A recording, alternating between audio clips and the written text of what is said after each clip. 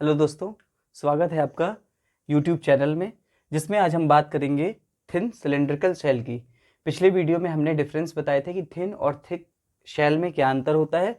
उसी में एक नया वीडियो है जिसमें हम बात करेंगे थिन सिलेंड्रिकल शेल की, उसकी एनालिसिस करेंगे और उसमें कौन कौन सी स्ट्रेस किस तरीके से प्रोड्यूस होती है इसकी बात करेंगे। तो सबसे पहले देखते हैं थिन सिलेंड्रिकल शेल कैसे होता है। तो अगर हम इसको वर्टिकली ऐसे देखें तो ये एक प्रकार का शेल है जिसकी आकृति सिलिंड्रिकल है। अब आपको समझना है ध्यान से कि इसमें स्ट्रेस कैसे इंड्यूस्ड होती है और कैसे इसकी इंटरनल सरफेस पे प्रेशर लगता है। तो ये जो शेल है यहाँ पर कुछ ना कुछ फ्लूइड भरा होगा, वो गैस भी हो सकता है और लिक्विड भी हो सकता है। यही लिक्विड इसकी ये जो दीवार होगी इसके अंदर प्रेशर क्रिएट करेगा, प्रेशर अप्लाई करेगा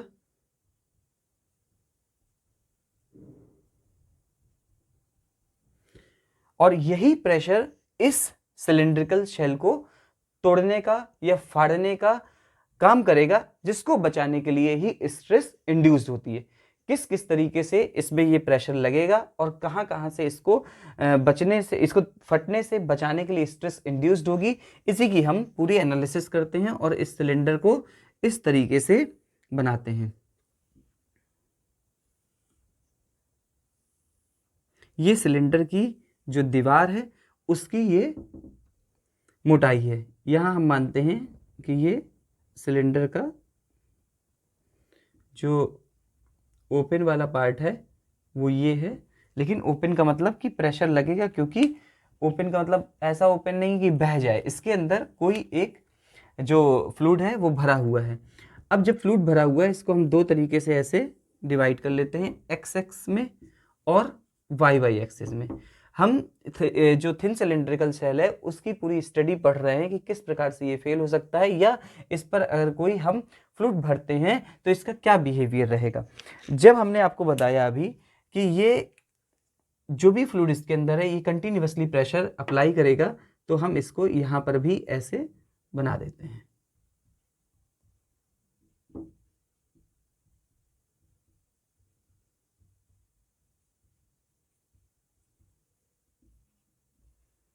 ये जो प्रेशर सिलिंड्रिकल शेल की वॉल पर प्रेशर अप्लाई कर रहा है और इसके आउटर सरफेस जो बंद है उस पर भी प्रेशर अप्लाई कर रहा है। तो सपोज करते हैं कि ये सिलिंड्रिकल शेल जो है वो इस फॉर्म में बढ़ाने का ये प्रयास कर रहा है। अब हम ये भी जानते हैं कि जब कोई भी प्रेशर या फोर्स किसी भी बॉडी पर लगता है तो उस बॉडी की स्ट्रेंथ जो है वो उस प्रेशर को एब्जॉर्ब करने की या बॉडी को उसी शेप में रिटेन करने की पूरा प्रयास करता है। यही प्रयास, अगर हम इसको बोलें इंजीनियरिंग के टर्म में, कि प्रतिरोधी बल उस पर कार्य करता है और जो इस लगने वाले प्रेशर के द्वारा जो भी डायमेंशन में चेंज होने जा रहा है उसका विरोध करता है, वही है प्रतिरोधी बल। तो दो तरीके की यहां पर बल आते हैं, एक होता है फटन बल जिसको बस्टिंग फोर्स बोलेंगे, और एक होता है प्रतिरोधी बल जिसको हम लोग रेजिस्टेंस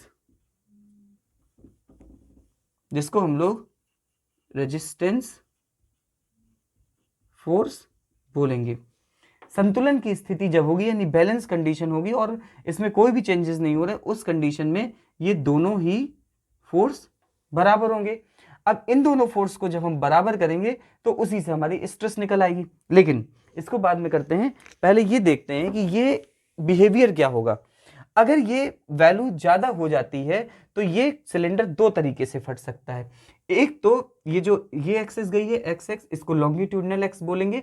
तो लॉन्गिट्यूडनल एक्स के जो समांतर है वो ये सिलेंडर इसके परपेंडिकुलर एक तरीके से फट सकता है और सरकमफ्रेंस से इस तरीके से अलग हो सकता है, जिसको दोनों तरीके से यहां पर दिखाते हैं।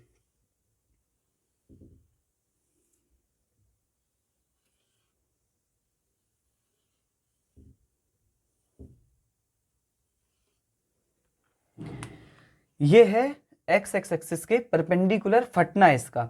मींस कि जब कोई भी इस पर कंटिन्यूअसली बाहर की तरफ फ्लूइड से प्रेशर अप्लाई हो रहा है तो ये सिलेंडर बीच से ऐसे फट सकता है, लेकिन अंदर से जो स्ट्रेस डेवलप होगी वो इसको अपनी ओरिजिनल पोजीशन पे रिटेन करने का पूरा प्रयास करेगी। इसी तरीके से इस तरीके से यहां पर भी यही होगा।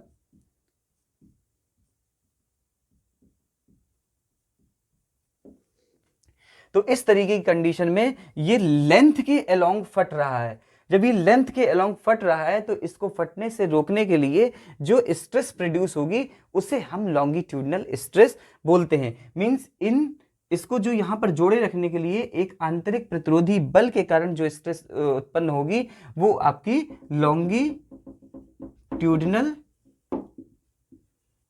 स्ट्रेस डेवलप होगी।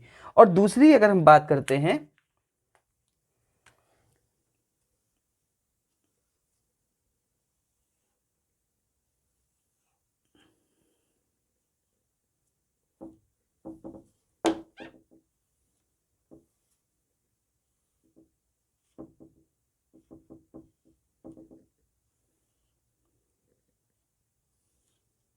तो अगर इसको देखा जाए ऐसे, सिलेंडर का ये हाफ पोर्शन नीचे और दूसरा पोर्शन ऊपर हो गया। मींस ये आपका लॉन्गिट्यूडनली हुआ और ये आपका सर्कमफ्रेंशियली।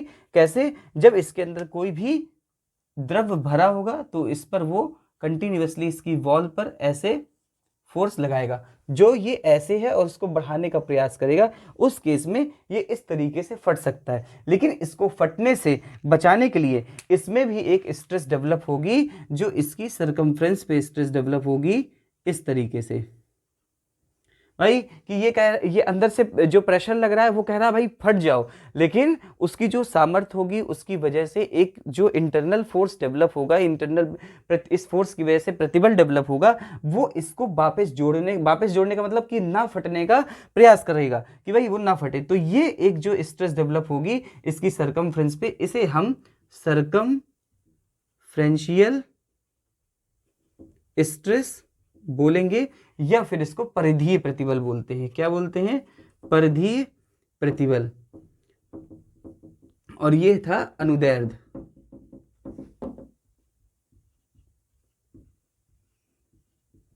प्रतिबल। ये प्रतिबल लंबाई के जो इसमें जो अनुदैर्ध्य प्रतिबल में जो भी प्रतिबल जनरेट होते हैं वो लेंथ के समांतर होते हैं, और इसमें जो प्रतिबल जनरेट होते हैं वो पूरी की पूरी इसकी जो लेंथ होगी उसके परपेंडिकुलर डेवलप होंगे। तो अगर एक सिलेंडर हम बनाते हैं तो इस सिलेंडर पे अगर हम इसकी स्ट्रेस को देखते हैं कि कैसे स्ट्रेस डेवलप होती है, तो यहां पर देखेंगे तो अगर ये स्ट्रेस है सिग्मा एल लॉन्गिट्यूडनल, इसको रोकने के लिए तो इसके परपेंडिकुलर जो स्ट्रेस डेवलप होगी वो sigma C circumferential stress develop होगी। अब इसके अलावा एक स्ट्रेस और डेवलप होती जो हमने इसके पहले वाले वीडियो में बताया था, वो है रेडियल स्ट्रेस।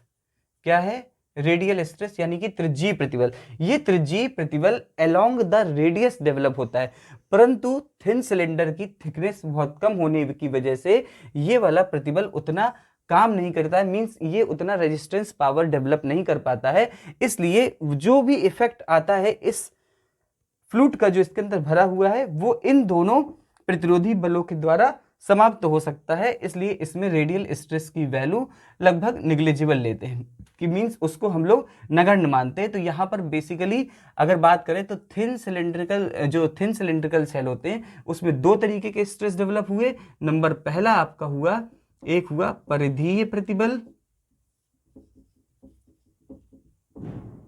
जिसे हम बोलेंगे सर्कमफ्रेंशियल स्ट्रेस, और दूसरा आपका हुआ अनुदैर्ध्य प्रतिबल।